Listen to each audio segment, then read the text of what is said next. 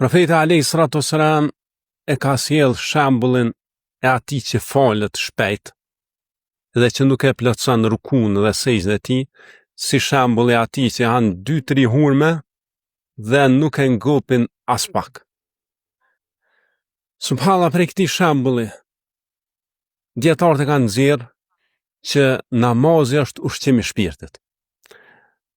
Për arsye që profeti alayhi salatu wassalam këtu pe krahazon namazin me ngrënien e hurme. Vetëm se po thotë që ai i cili nxiton gjatë falës namazit, pra kur bjen në ruku, nuk qetësohet tamam.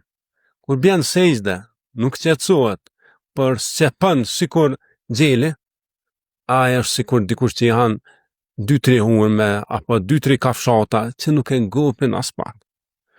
Për këtë arsye Rabi Allahut kur ta ushqej shpirtin, ngop ata. Mos e lë shpirtin ta turitur. Kur ta falsh namazin, fale mirë. Përqëndrohu në ata. Kujtoje që ke dal para krijuesit. Kujtoje që ke dal para mbretit të shejt.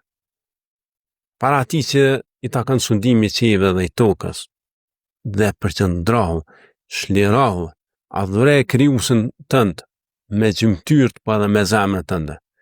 Nëse e pran kështu, atëherë ky namaz do të ushqej ty dhe do ta përmbush nevojat tua shpirtërore dhe kështu do të jesh më i lumtur.